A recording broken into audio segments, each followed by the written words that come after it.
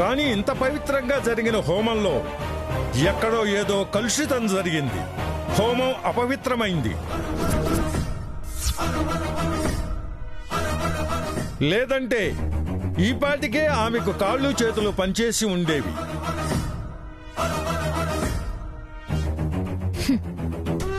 కలుషితం ఎక్కడ జరిగిందో చెప్పనా?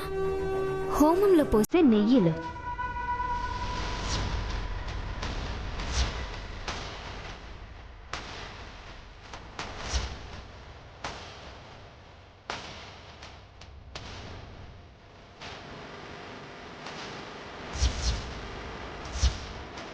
కాగడాలు కొండెక్కకుండా కాపాడగలిగావు గాని అంతకుముందు కలుషితం చేసిన నెయ్యిని హోమంలో వేయకుండా ఆపలేకపోయావు కదా. కాబట్టి మీ అత్తకి కాళ్ళు చేతులు రావు.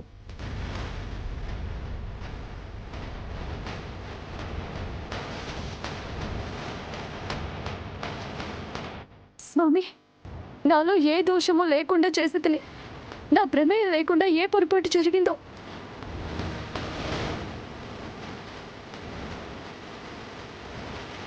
అందులకు నేను బాధ్యురాలను కాను కదా.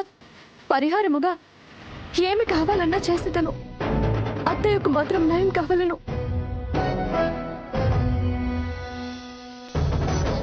లేదమ్మా, కొన్ని పొరపాట్లు జరగకుండా చూసుకోవాలి. వాటికి పరిహారం ఉండదు.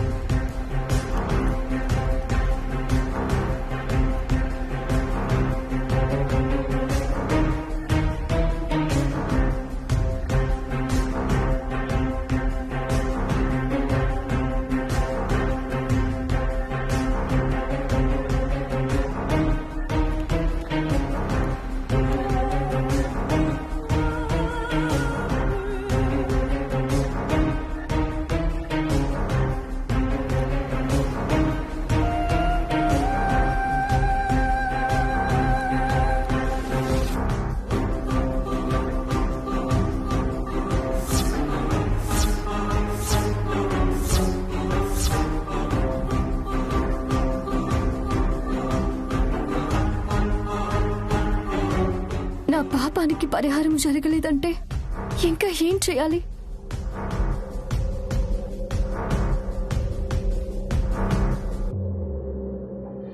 ఈ చేతులే కదా మా అత్తయ్యకు కాళ్ళు చేతులు పోవడానికి కారణమయ్యాయి.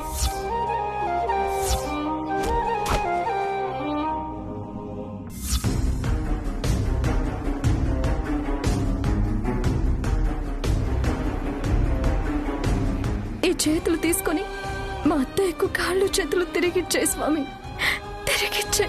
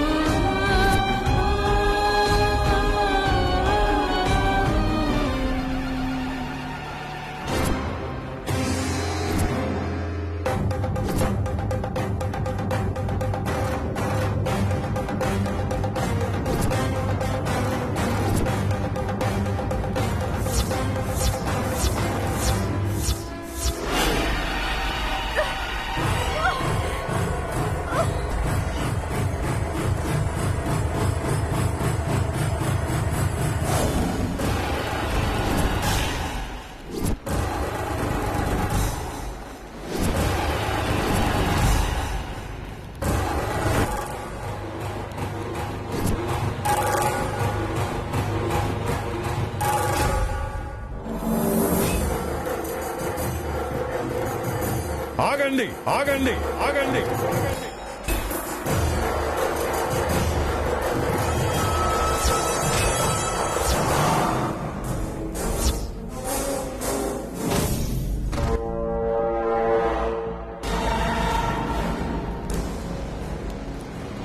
ఎవరూ ఆమెను తాకడానికి వీల్లేదు.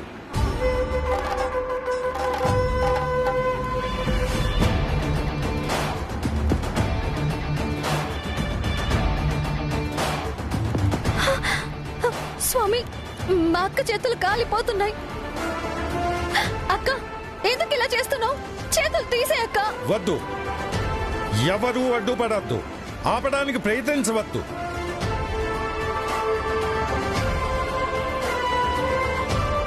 స్వాతి, ఓ భగవన్ విశ్వేశ్వరాయ మహాదేవాయ త్రిపురాంతకాయ త్రికాలాగ్నికాలాయ కాలాగ్నిరుద్రాయ నీలకంఠాయ మృత్యుంజయాయ సర్వేశ్వరాయ సదాశివాయ శ్రీమన్మహాదేవాయ నమః.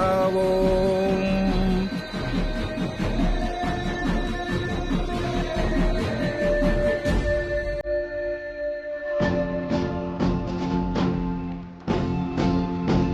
వద్దమ్మా, నా మాట విను. నా కోసం నిన్ను నువ్వు కాల్చుకోవద్దమ్మా. వద్దమ్మా, వద్దు.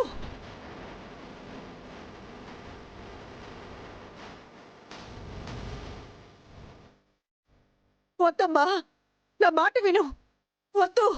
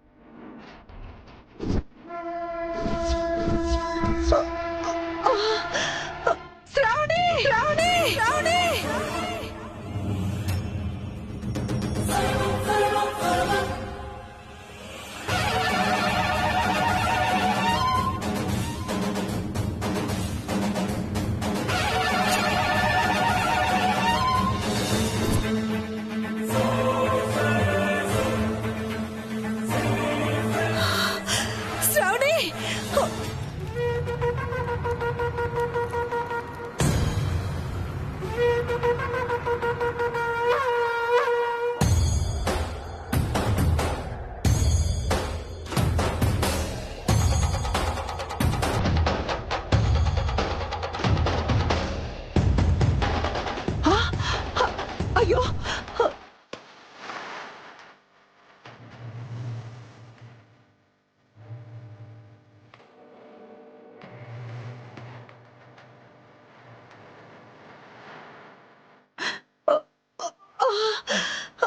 శ్రావణి!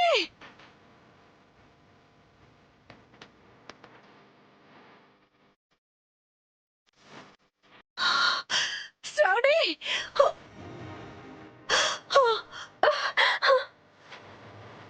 ఏంటమ్మా ఇది? పిచ్చా నీకు? నా కోసం నిన్ను నువ్వు కాల్చుకోవడానికి సిద్ధపడుతున్నావా?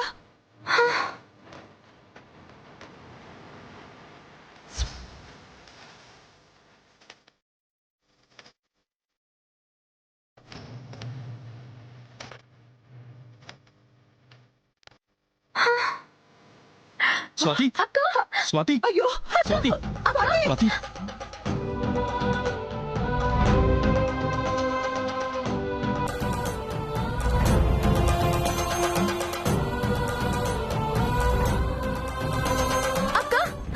స్వామి, ఏమైంది మా అక్కకి? కంగారు పడద్దాం, చిన్న అపస్మారక స్థితి అంతే.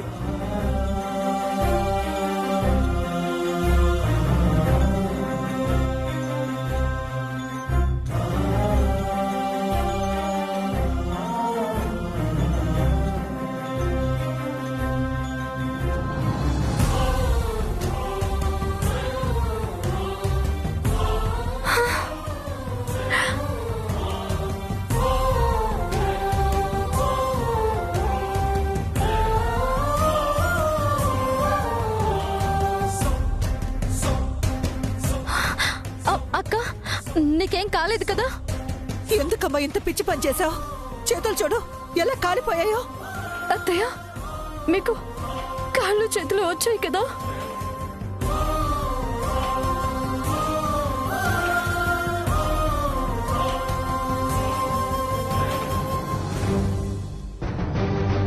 ఆ చేతులకేం కావమ్మా.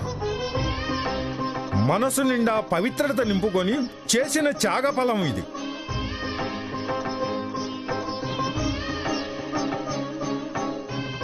ఆ పశ్చాత్తాపం అగ్నితో సమానం. అగ్ని అగ్నిని కాల్చదు. కాబట్టి నీ కోడలి చేతులు కాలవు. ఆ మహాదేవుడే రక్ష.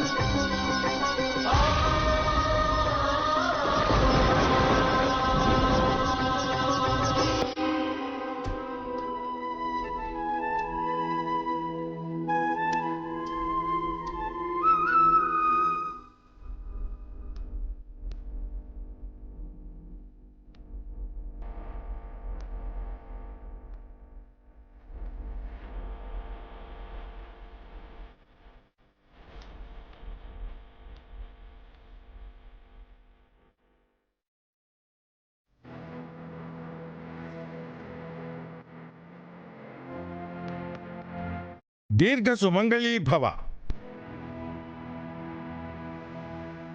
ఈ రాత్రికి స్వామి సన్నిధానంలోనే జాగారం చేసి రేపు ఉదయాన్నే వెళ్ళండి. అలాగే స్వామీజీ. శుభం భూయా.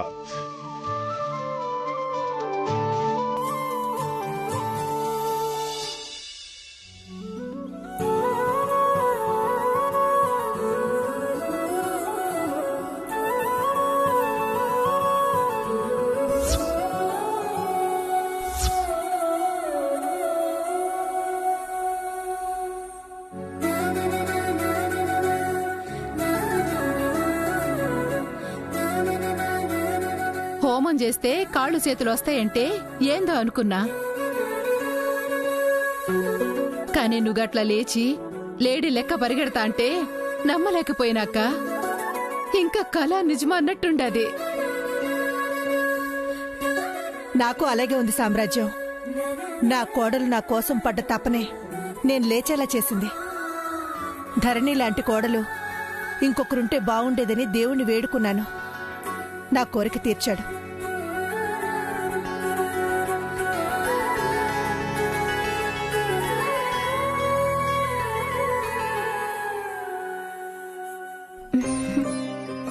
నాకన్నా కూడా మా అక్కే గొప్పదత్తయ్య.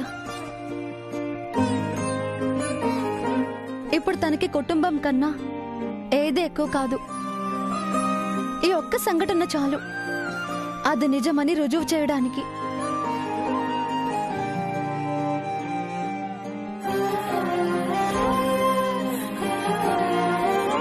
అందరూ అర్థం చేసుకోవడానికి.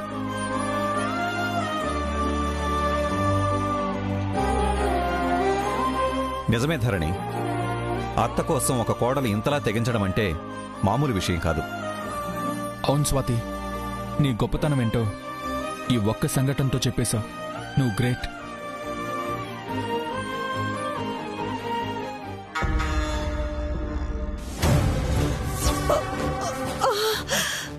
శ్రావణి, శ్రావణి, శ్రావణి.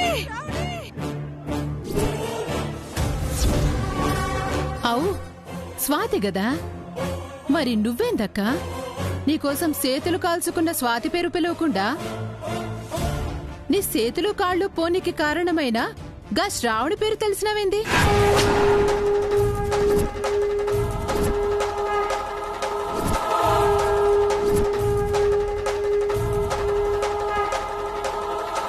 అవునమ్మా, నువ్వు లేచా ఉన్న సంతోషంలో అడగడం మర్చిపోయాం గాని అసలు శ్రావణి పేరు ఎందుకు పిలిచావమ్మా?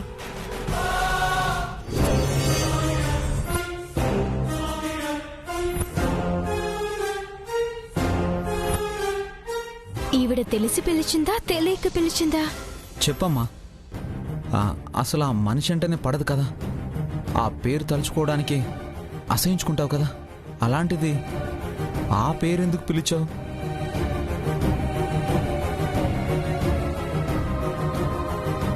నేను శ్రావణి అని పిలిచానా?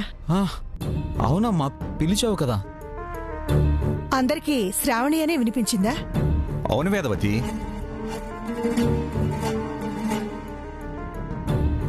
నేను శ్రావణి అని ఎందుకు పిలిచానంటే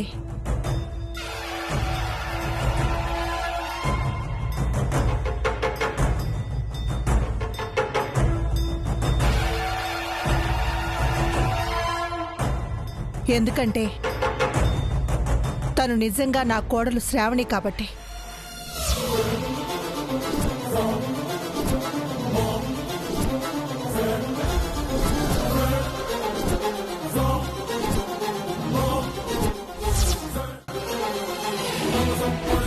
నువ్వు శ్రావణిగా కూడా ఈ ఇంటికి దగ్గరయ్యే రోజు దగ్గరలోనే ఉందక్క. ఏమో చెల్లి, నాకు మాత్రం అనుమానంగానే ఉంది. స్వాతిగా అయితే దగ్గరైపోతున్నాను.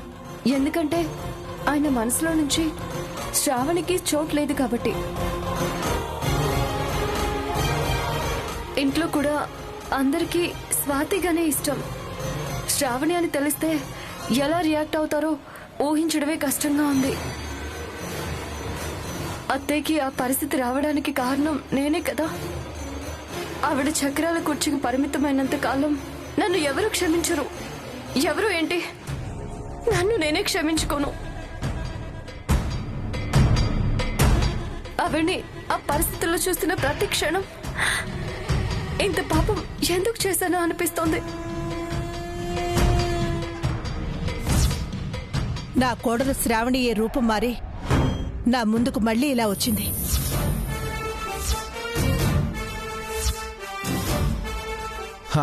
అమ్మయ్యా, తెలిసిపోయిందా?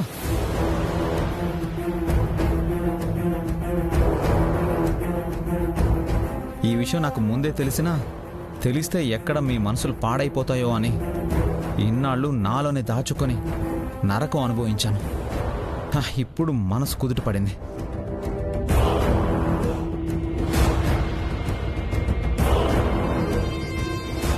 నాకు మొదటి నుంచి డౌట్ కొడతానే ఉండాది. ఏ ఊరు నమ్మలే. నమ్మకపోవటమే మంచిదైంది సామ్రాజ్యం.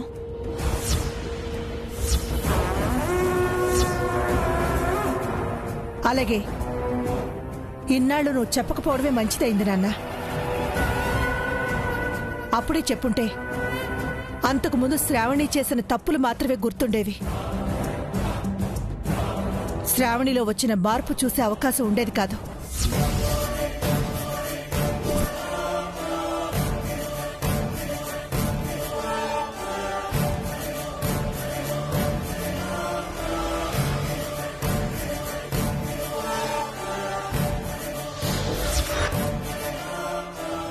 ఇదేంటి, శ్రావణి అని తెలియగానే బయట గెంటేస్తారనుకుంటే ముందే తెలుసని ఇంత కూల్గా మాట్లాడుతున్నారేంటి? ఈ అక్క చెల్లెళ్ళని ఆడుకోవాలన్న పెద్ద ఆయుధం మిస్ అయిపోయిందే. ఛ! అంటే వదిన చేసిన తప్పులని మర్చిపోయావా?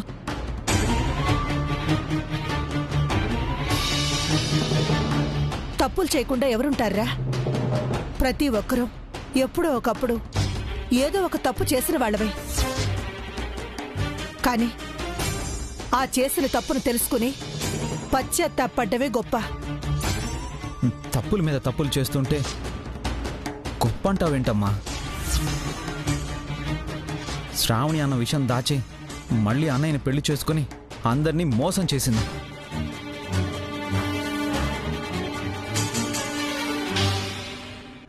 ఇది మాత్రం మోసమే అక్క. నిజం చెప్పకుండా గింత నాటకం ఆడడం అంటే మామూలు విషయం కాదు. ఈ విషయంలో మాత్రం తప్పు నాదే అత్తయ్య. అక్కని ఇంటికి రమ్మని పిలిస్తే తనకి ఇంట్లో అడుగు పెట్టే అర్హత కూడా లేదు అని రానని చెప్పింది. కానీ అక్కలో వచ్చిన మార్పుని చూసి నేనే బలవంతంగా తీసుకొచ్చాను.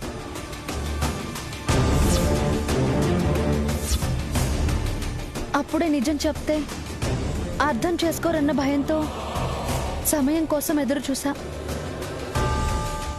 ఒకవేళ జరిగింది తప్పు మోసం అనుకుంటే దానికి బాధ్యురాలిని నేనే. అక్కకేం సంబంధం లేదు.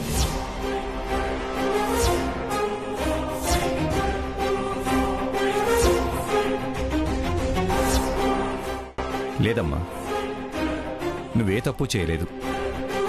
శ్రావణిని ఇంటికి తెచ్చి మళ్ళీ విక్రమ్తో పెళ్లి చేసి చాలా మంచి పని చేశావు.